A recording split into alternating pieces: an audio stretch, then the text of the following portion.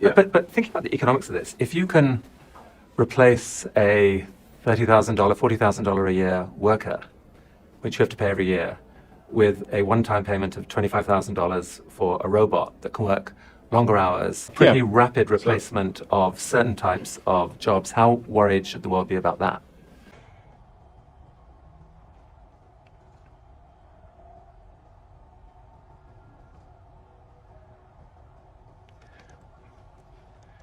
Well,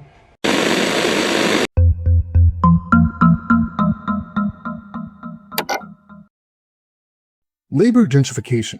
I'm likely the first person you're going to hear talk about this, but I guarantee you're going to start hearing coming out of the mouths of every activist, of Democratic hopeful in the next few years, and for good reason too. See, major companies like Dropbox and Klarna have laid off major amounts of their staff in the last few weeks, and economists are predicting that entire industries will collapse overnight as AI is replacing human workers faster than anyone could have possibly predicted. And while the media talks about innovation and efficiency, no one is talking about how this is going to hit people in Black and brown communities the hardest. Now, we've seen this story before. When new wealth gets created, we're often the last to benefit and the first to lose out. And right now, a lot of Black folk are working in the very industries that AI is wiping out first. So, in this video, I want to break down the following. What exactly is labor gentrification?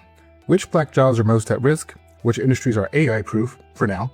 And most importantly, what Black and brown communities can do right now to protect themselves and build a future in this new economy. Because if we don't move fast, we may find ourselves systematically excluded from these new avenues of wealth and wealth generation. Let's get into it. Okay, first up, labor gentrification. Okay, so what exactly do I mean by this? Well, just like housing gentrification pushes Black and brown residents out of neighborhoods they've long called home, labor gentrification is the concept that white workers will start flooding into job sectors that have historically been staples of Black employment, driving up competition and pushing out Black and brown workers. So for a long time now, Americans, and really millennials in particular, have been told that the safest path was to learn to code, go into white-collar office jobs, and move away from physical labor.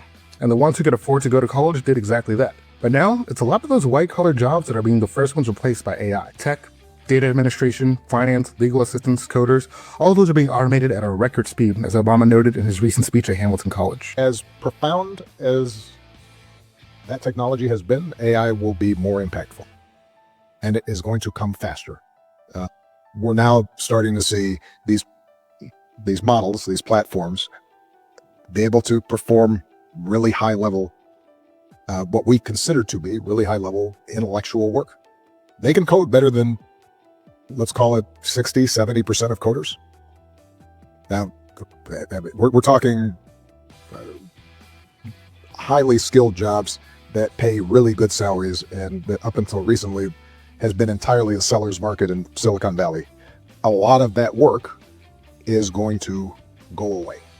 And naturally, what's going to happen as a result is a lot of these white-collar workers are going to pivot back into the kinds of skilled trades and blue-collar work that AI can't necessarily replace at this time, at least not yet. So these are fields like electricians, plumbers, construction workers, etc. And what we can expect is as these industries and these fields become hot again, wages are going to go up, competition is going to go up, as highlighted in this ABC segment. You also write in the article about how concerns about AI are a major factor in the careers people choose. So what does it signify for the future? I mean, I've heard people talk about this, like AI is after your job or robots will take over. So what does that mean about the future and where we're headed? Yes, so many jobs that were really looked at as lucrative and stable, think about software engineering, consulting, even legal marketing jobs. All of these are kind of at risk of automation. We don't know what's going to happen yet, but there's a concern that entry-level jobs will be the first to go. So then again, why take out tens of thousands of dollars in student loan debt if you're not going to have that safe cushion of these high-paying jobs? What would you say are some of the current fastest growing jobs and fields? Yeah, there's expected job growth to outpace, the averages in electricians, construction, HVAC servicing. There's going to be a lot of people retiring who work in these fields, and an increased demand, especially with construction and with clean energy as well. There's these new jobs that are coming out, and they don't require a traditional four-year college degree, maybe some vocational training, but they're things that we're gonna have a growing demand for and potentially a labor shortage. So we can only expect maybe that wages might rise in these as well as there's more demand for people to come and work in these fields. But here's the issue. Just like with housing gentrification, when new, higher paid workers flood into a space, it often pushes out the people who were already there. More specifically, what this means is that Black and brown workers who have long been in these trades or who are starting to move into them are likely going to see some increased barriers to entry. So we're talking higher certification requirements, or gatekeeping from unions and licensing boards, rising costs of training, and most concerningly, you're going to see a flood of competition from newly displaced white-collar workers with more social capital and more connections. And so really, if we don't start anticipating this dynamic and start building strategies to counter it, we risk getting locked out of this crucial piece of the economy. And that's really just one part of the issue. So beyond that, AI and automation are already targeting the fields where Black and brown folks are overrepresented. Let's take a look at what Stephen Bartlett has to say on this. Women are disproportionately affected by automation, which is what you were talking about there, with about 80% of working women in an at-risk job compared to just over 50% of men, according to the Harvard Business Review. And jobs requiring only a high school diploma have an automation risk of 80%, while those requiring a bachelor's degree have an automation risk of just 20%. So what does this mean? Well, essentially, it means that jobs that have historically been seen as the most accessible path to stable income in Black and brown communities are now the first ones on the chopping block. So let's take a look at those jobs in which Black and brown people are overrepresented. Retail and cashiers. Black workers are overrepresented in retail, especially in major metro areas. Self-checkout, automated inventory systems, cashierless stores like Amazon Go, those are going to eliminate those jobs very quickly. Warehouse and logistics. Think Amazon fulfillment centers. And those are already full of robots doing tasks that humans used to do. And Elon Musk's new Optimus program proves to be an even greater threat to these workers. Transportation, truck driving in particular, multiple states are already piloting driverless freights. And rideshare as well. AI routing and autonomous vehicles are coming fast. The food service industry. Fast food kiosks are already a very popular thing, and AI ordering systems are on the rise as well. Frontline restaurant jobs are going to shrink, and that's going to hit young Black and brown workers especially hard. Now, it's these last two industries that I'm especially concerned about. Call centers and customer service in particular. Right now, it's being heavily automated with chatbots and AI phone systems, and companies are replacing entire call centers with just one or two AI. Similarly, office administration jobs and clerical work are also on the chopping block because AI tends to do a good job of automating very routine tasks. And the reason I'm so concerned about these jobs in particular is these jobs have been a key income stream for, well, Black single moms in particular, but most importantly for people trying to get their foot in the door and climb their way up. This one hits hard in particular because I started off in the call center, and from there I was able to work my way up to become a financial analyst. The point is, AI isn't coming for far off future jobs, it's coming for the jobs that many of us are working right now. But that being said, it's not all doom and gloom. There are still plenty of industries and types of work that are hard for AI to replace, at least in the immediate future. And this is where we need to start making strategic decisions on what we're going to do with our time now and in the future as well. So like I mentioned before, electricians, plumbers, HVAC techs, welders, machinists, you can't really outsource this type of work to a robot. These roles require hands-on skill, judgment, and most importantly, adaptability. Beyond that though, Forbes put out a list of the industries that are the most AI-proof, and I wanted to highlight a few of the notables on the list. So first up, we got healthcare. So nurses, nurse practitioners, home health aides, mental health counselors. AI can certainly assist with these, but it can't necessarily replace the human care and empathy and cultural understanding which are critical in these roles. Plus, as it is, there's already a shortage of healthcare workers, so opportunities here are growing. Education and childcare. So teachers, early childhood educators, youth mentors. AI can generate content, but it can't really build relationships with students or manage a classroom. Also, representation, of course, matters in education, and Black teachers and mentors are desperately needed. And then lastly, I do think this one is the one that's most important. It's AI adjacent and emerging tech roles. So these are things like AI prompt engineering, data annotation and curation, cybersecurity, AI training, things of that nature. This is the area where I think Black voices are especially needed, because if we're not in these conversations, the decisions are going to be made without us. Again, and this is the future. All right, and then in this last section here, I really want to touch on what we can do in Black and brown communities today to protect ourselves from this new future and thrive in this new economy. Let's take a look at this clip from ABC. A blunt new warning for American workers. A tech CEO says artificial intelligence is about to wipe out millions of jobs. So we asked, what if anything can workers do now to protect their careers? ABC News reporter Andrew Dimber has a look.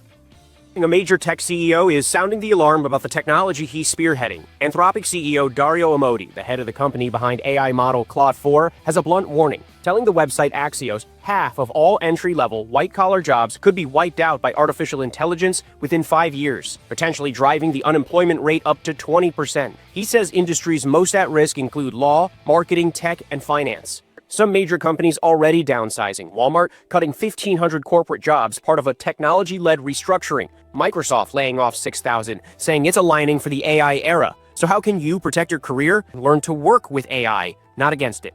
It's really important that you've mastered your craft, your area of expertise, augmented by this technology. Look, if there's one thing I want you to take away from this video, it's this. You have to start engaging with AI, and you have to start doing it now. There's a slogan going around that you may or may not have heard, but it's like something like, AI will not replace humans, but humans who can use AI will replace their peers. What this means is that if AI isn't already a part of your job, then you need to be setting time aside every day to start learning and using this new tech. And you can start simple. Just start with ChatGPT. It's free. Just open it up and play around with it. And then from there, you can figure out how you can use tools like Midjourney or Claude, or even AI video programs like Sora, or music generators like Suno to integrate it into your daily workflow. And it doesn't have to be related to your actual job. You can integrate it into your side hustles or whatever creative projects you might have. Whatever you're doing, just find a way to really kind of get familiar with this technology. Also, I want you to start thinking about how AI affects your family and your community as well. If you're a millennial with aging parents, sit them down, show them how this stuff works. A lot of older folks are either scared of it or just plain out ignoring it, but they cannot afford to be in the dark on this because of how easily it's going to be to scam them and just how advanced this technology is getting. And if you got kids in school, make sure they're taking classes or programs that actually teach them about AI. Don't let them graduate without knowing how to use the tools that are currently shaping the future of our economy. Because really, here's the truth. These tools are here to stay. And ignoring them, that's the fastest way to fall behind. And if Black and brown communities are not actively learning and encouraging the use of this tech, we really risk getting systematically locked out of the industries and opportunities that are going to be baked into this future. Lastly, I want to leave you with this chilling warning from Brett Weinstein.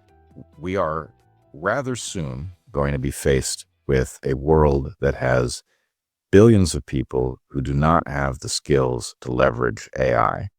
Some of them will be necessary for a time.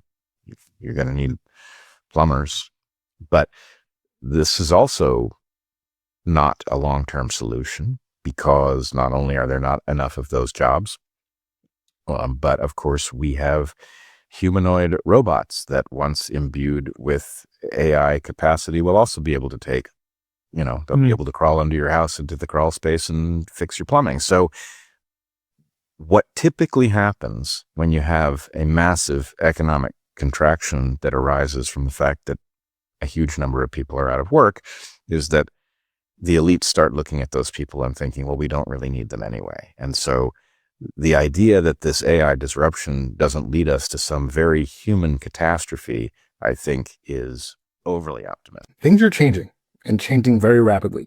And right now, you absolutely cannot afford to be complacent. Turn off the TV, put down the TikTok, and do your best to take advantage of this new technology before it's too late. Okay, that's it for this video. Remember, we live in the stories we tell ourselves. I'm your host, Vermillion. Till next time.